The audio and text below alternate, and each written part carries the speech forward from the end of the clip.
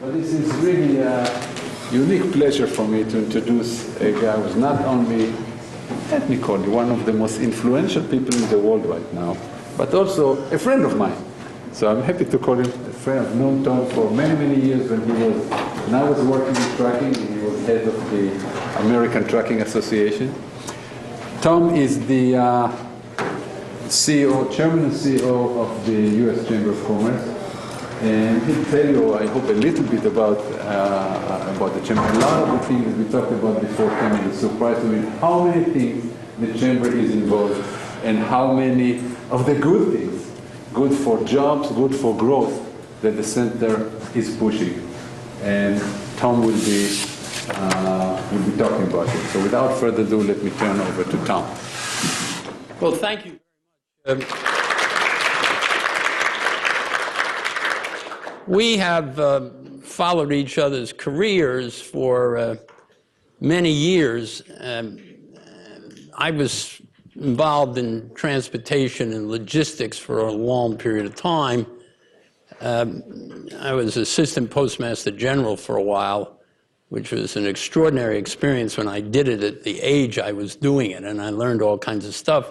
And then, as Yos indicated, I ran the American Trucking Association, and that represented all of the people that own the trucking companies or run them. And then, currently, I'm on the board of Union Pacific Railroad, which is a fascinating experience because how the railroads have so fundamentally changed in this country. But I don't do that on a day-to-day basis in terms of supply chain and logistics and transportation. I run, or pretend to run, and other people sort of do it, one of the most interesting organizations in America, and in some ways in the world, in its sphere of influence. I'm not comparing it to MIT, not comparing it in significance to the Mayo Clinic, I'm not comparing it to the UN, it's none of that. But it is an organization that represents 3 million companies. About 300,000 of them are members of the Chamber of Commerce of the United States. And we have companies large and small. Obviously, we got 3 million companies, 99% of them are small. And they are not only American companies, but they are foreign-based companies that are doing business in America. Siemens is an example. They have lots more people working in America than they ever have working in Germany, and they pay taxes here, and they hire people here, and they do all that sort of stuff. So it's a fascinating opportunity for us to represent those people. Now, what do those people want? Why do they belong to the Chamber of Commerce of the United States? They want somebody to represent them before governments, plural. Used to be the government. But now in a global economy, governments, of course they do this themselves as well, some of the large ones, but their worry is they want somebody to go tell government what they're afraid to tell government, or they find it more difficult to tell government. So we have about 500 people that work for us, serious people of complicated backgrounds. 70 of them work on international issues. We have 119 American chambers around the world. We have our own offices in Beijing and Brussels. We run all sorts of business coalitions like U.S.-Japan, U.S.-Brazil, U.S.-India. But we work on trade. We work on investment. We work on all those kinds of things that visas. And in the domestic side, and by the way, I'm going to do this little gig for a few minutes and make some comments, and then we'll get into a conversation. On the domestic side, we follow 300 probably issues. We don't do any social issues. We don't do guns. We don't do marriage. We don't do any of that. And that's the, while I have to think about 300 things, although I could never tell you 300 things, I have to have smart people to think about 300 things. We stay out of that business. We were just talking a little while ago about how we're organized. We have a core group and a whole series of matrix operations on everything from legal reform and energy security. Energy is something I'm going to talk about very, very interesting. It'll get controversial. You'll like that. We're very involved in the questions of capital markets, particularly what's going on. We're involved in the protection of intellectual property. We're involved in logistics, but more particularly infrastructure, and on and on. It is a fascinating place. We're located right across the street from the White House. We have about $250 million a year in revenue. It goes up a little when we have special things going on, and we have to raise it every year. Most associations that, you know, think of anything, everybody's got an association, they basically have a tax. So if you're the Railroad Association, depending on how big your train deal is, you pay a tax. Everybody pays the same thing. You don't spend any time raising the money. We have to raise $5 million a week to run the trains and make that work. Here's what we do. We represent these people before the Congress, before the regulatory agencies, before the White House, before the courts. We have our own law firm. We sue the federal government of the United States about 150 times a year. We're doubling down on that because of the explosion of regulation. We represent these people before the court of public opinion. And it all sort of gets to be one of the best jobs in America. I mean, you're never quite sure what you're doing. And the demands change every day. And while we follow 300 issues, there are never more than 12 or 15 things that are alive at any one time. You can't cram a 12-pound dog into a 2-pound box. But you never know when you're going to keep changing what's in the box. So that's what I do. Now, somebody asked me to say a word about the job. I'm going to take my job. I'll do that for a minute, and then we'll talk about some of the issues, and then we'll talk about some of the conflicts, and then we'll talk about what you want to talk about. So my job, I tell people, is one of the 5 best jobs in America. I was one day doing this thing in an MBA class late one night, and some guy in the back of the room stood up and said, well, what are the other 4? And for a couple of years, I got away with the gig to say, well, ask the people that have it. And he said, that's bullshit. What are the other 4? And so I said, I don't know. I'll give you 4 jobs, but if I don't have to be qualified to do them, but I'd like to do them. And the guy said, okay. I said, I'd like to run the Mayo Clinic. He said, what do you want to do that for? I said, well, it is the greatest medical supply chain and logistics system in history. Cosgrove at the Cleveland Clinic thinks he is. But it's great. What are the other ones? Oh, I said, I'd love to run Stanford University. You know, it's the access to the East. They've got all those collateral organizations. The football team goes to college, and it's beautiful weather. Okay. And I said, third one, I'd like to run the CIA. He said, what do you want to do that for? I said, well, actually, and I have some dealings with them if you want to ask me about it, there are 2 CIAs. The one part of the CIA could argue that it is one of the 2 or 3 best research universities in the country. I mean, unbelievable, bright people. It would compete. And he said, what about the other side? Oh, I said, those are, you know, the cops and robber guys and everything. And he said, why do you want to do that? I said, I take care of smart asses like you. And then he said, well, what's the last one? And I said, look, do you believe in reincarnation? And he said, well, I don't know. I said, I don't know either, but if I'm ever reincarnated, I know what I want to do. I want to run the world's largest mutual insurance company. And he said, why? I said, no shareholders. The board's easy to deal with.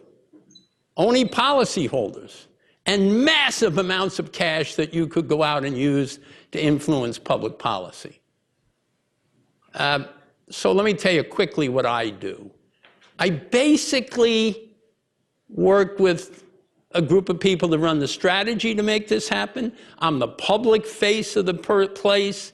You know, 150 plus speeches a year, 70 domestic trips, 12 international trips. This is not pretensive because I don't even know why the hell I get always to do this. I can see almost any head of state and do regularly.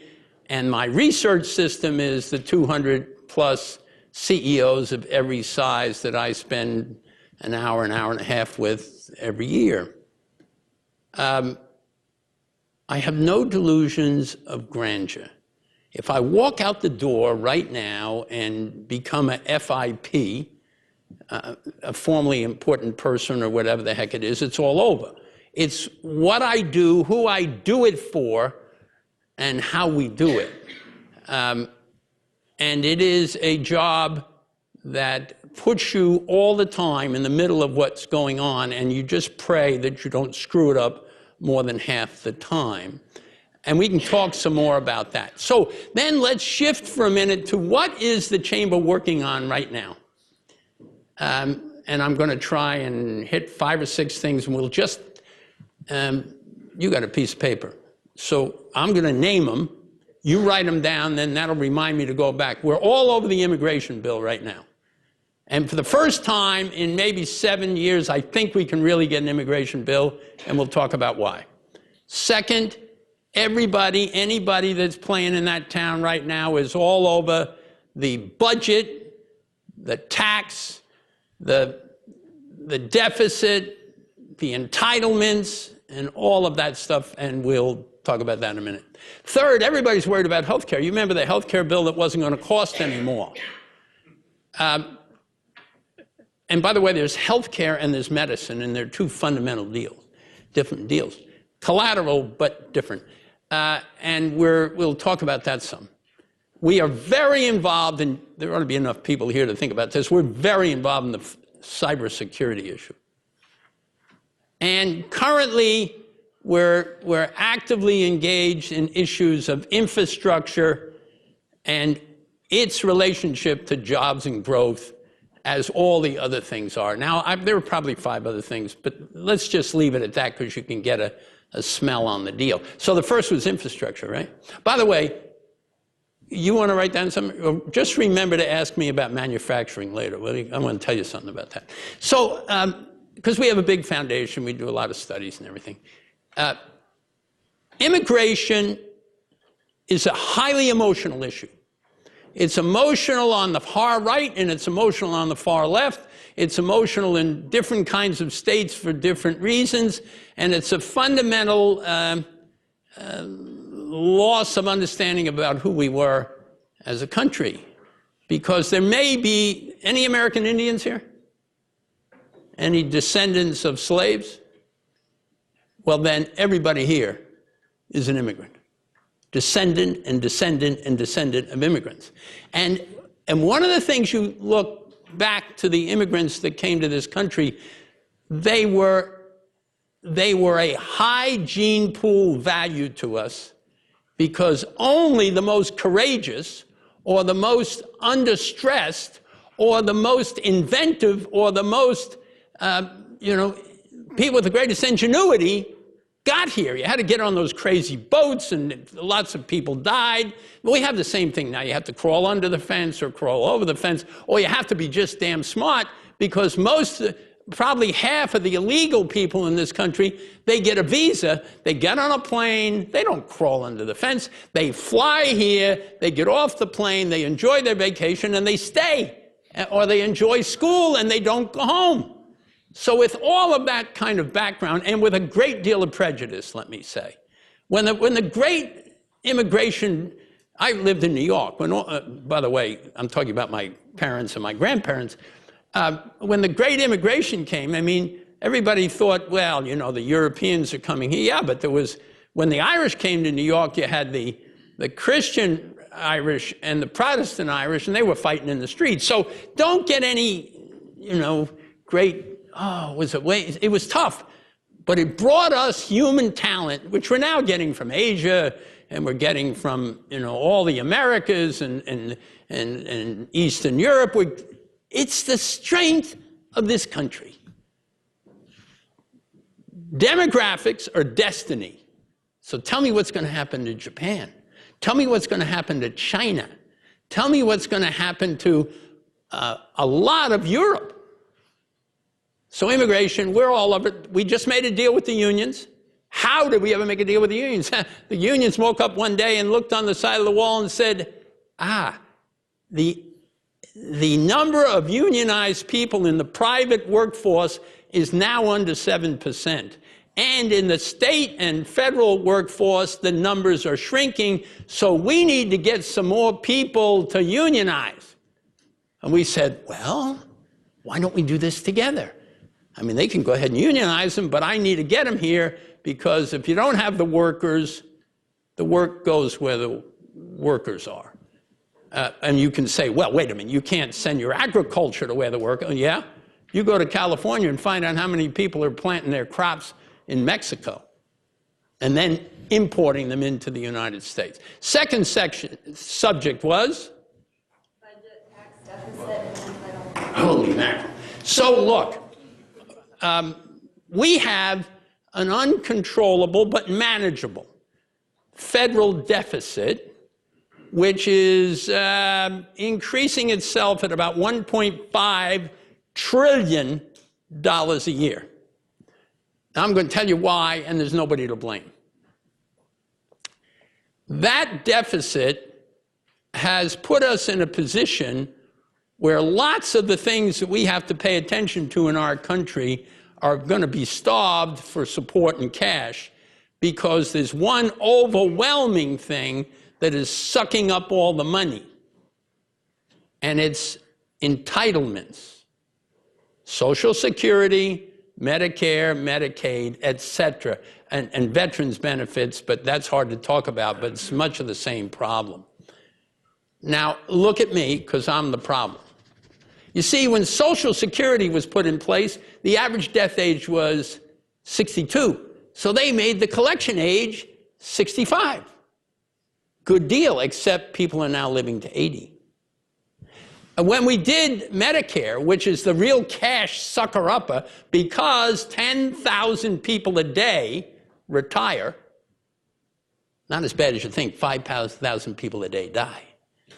But think about all these people retiring, and they're going to live for a long time. When we did Medicare, average death age men 68, average death age women 72, cumulative death age now plus or minus 80.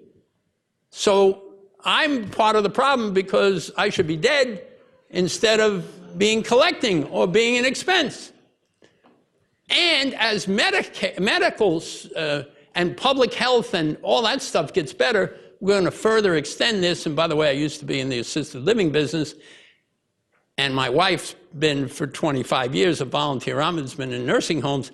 What has happened since you get this big life expectancy, you have a mercurial increase in the number of people with Alzheimer's and other dementia, and the cost to take care of them is 2 times. So now we're all kidding ourselves in the budget deficit. We talk about it, we have sequestration. You know, you can't tour the White House, or we're not going to give quite as much research to the universities. That's good, because if they get all ticked off, then they'll make a lot of noise. But the bottom line is, when you get over all that, and we're about to do a big thing on this, if you don't deal with entitlements, and you don't have to cut them, you have to bend the cost curve down. There's 7 or 8 things you can do to bring rational, but nobody in government, nobody wants to touch this. So they all deny it, they want to walk away from it. Why do they want to deny it? Well, they want to deny it because you got the AARP and half the members of every organization say, if you touch that, we're going to run you out of Congress. And there's probably some truth to that. It better be worth being run out of Congress. You'd be a national hero if you could fix this problem for our children and our grandchildren. And so we're going to work real hard on that. So the president's budget, the Senate budget, the House budget, they have all kinds of fancy things in the budget, but you got to look, where's entitlements? Where's entitlements? The president put a little thing in there on entitlements, but I'm not going to spend the time. You can ask me about it, but that ain't going to change anything. What's the next one? Healthcare. Healthcare. Healthcare and medicine. Healthcare has been one of the biggest issues in creating jobs in this country in the last 15 years. I mean, it's 17, 18% of the GDP.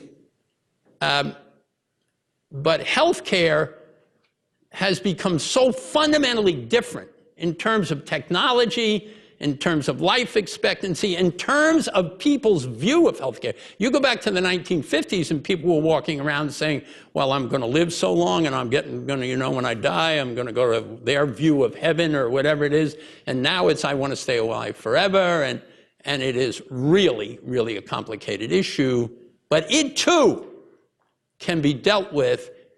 And the first way to deal with it is to deal with Medicare and Medicaid. I didn't mention Medicaid. That's the thing that's going to bankrupt every blue state in this country. So we got to deal with those two, but if you deal with one of them, you can deal with both of them, and you can have an effect on healthcare. Look, this is not, you don't even know my politics. Don't think just because I run the chamber, I run the far right of the Republican Party. I don't. I'm out there representing the American business community of small and large and others.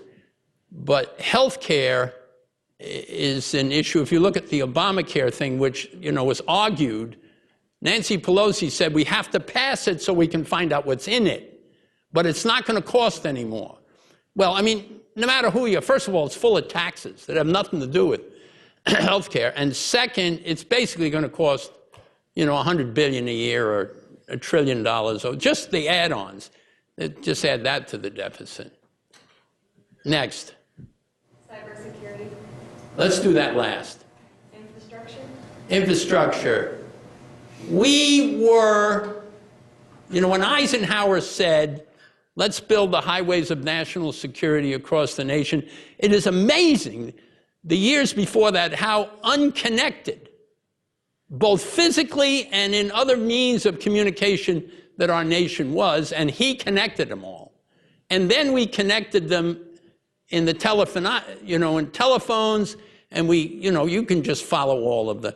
But our infrastructure today is seriously lacking upgrading, expansion, and improvement, whether it's ports. Railroads don't count, because railroads now are private.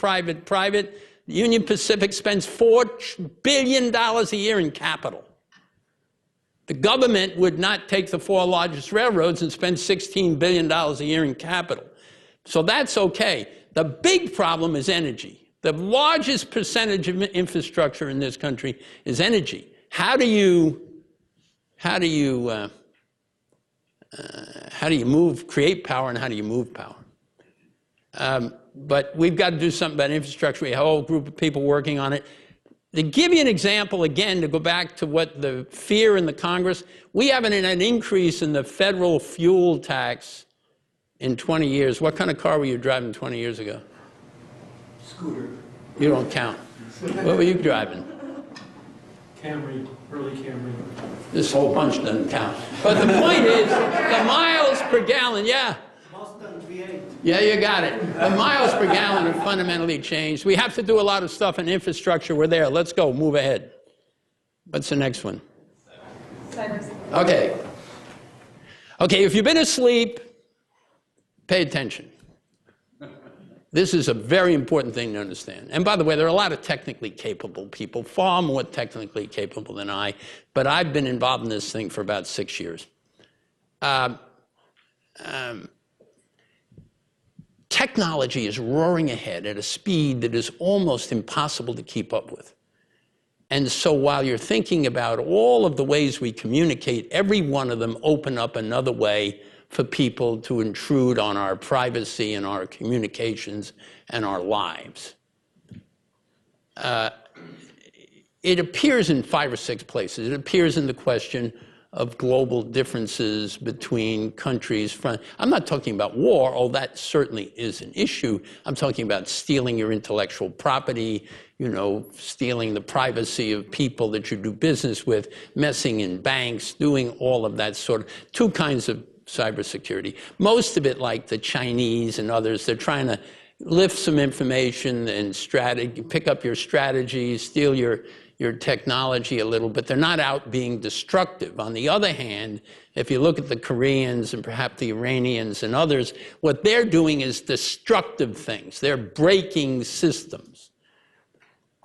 we're going to get a piece of legislation, and everybody's after me because we're stopping the legislation right now.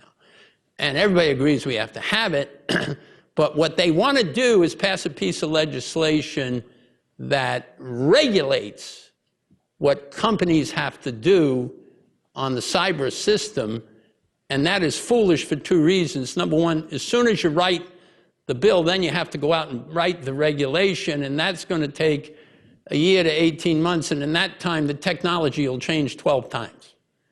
And so that's a silly way to do it. What we need to do is give the companies a legal protection to work with the government to deal with these intrusions and these frightening happenings. It'll happen, we'll do it, and I think we'll get it pretty soon. But here's the thing I wanted you to listen to. We did this, by the way, we have a lot of young people work for us, and after we had the guy from the NSA in, and we went through all this stuff working on the policy side, and when he left, I said, you all here, go tell all the young people that work for you, there is no more privacy. You can have your own personal privacy as long as you don't tell anybody, and as long as you don't put it on a machine, and as long as you don't. But the point is, you need to know we're living in a new world here, and you've got to think about what that means to you personally and to your relationships. Okay, I'm going to end on three things. A, I told you we have a massive international deal. Oh, you've got to ask me in the questions about manufacturing. We have this massive international deal, and it's all about trade and investment and that. But what it is all about is why trade and exports are so important, because 95% of the people we want to sell something to don't live in this country. And the best paying jobs in America are the ones that are tied, not depending where you are, tied into the export business. And we are the best at it. And we really have to be a vigorous proponent of trade, not only in products, but huge in services. Because that's where we're just overwhelming everybody. Second point I want to make is that this country, if you study the history of this country, at times, at critical times in its development and its history, great leaders have stood up. I was thinking about, and you know, I don't care about people who don't like it. I was thinking about Margaret Thatcher, who just died.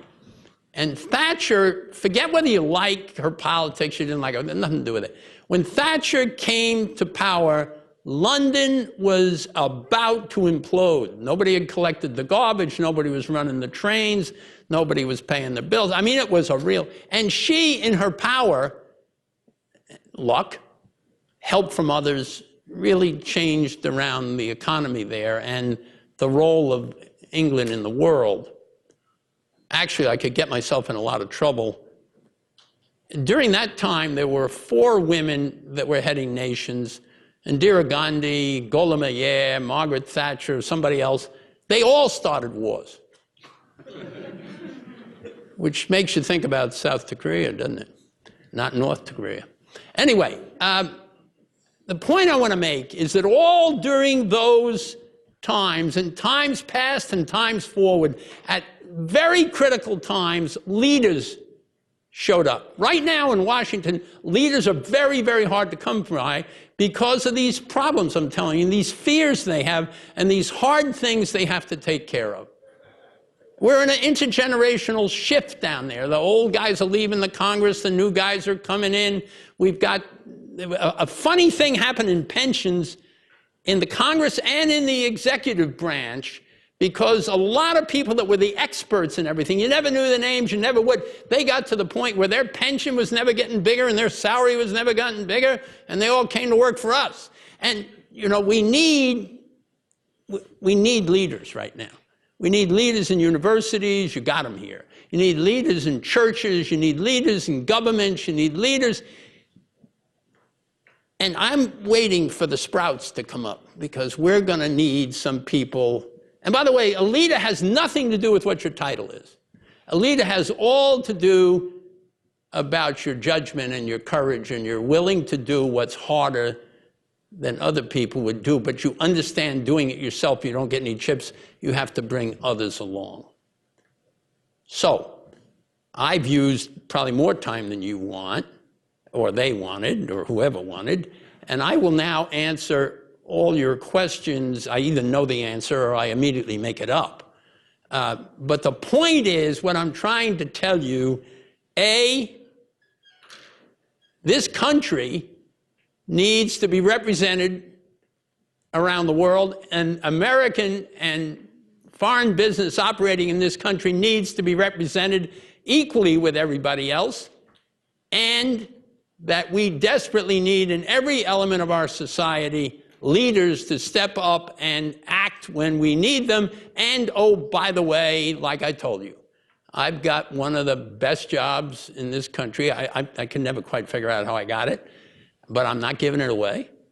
And I just will tell you, you're all coming out of here with an unbelievable education. You're all coming out of here with an unbelievable set of relationships. You're all coming out of here with a view of the world that very few people have. Do you ever think about that? No excuses. So go out there and do it. Find people that'll help you do it, and go do it.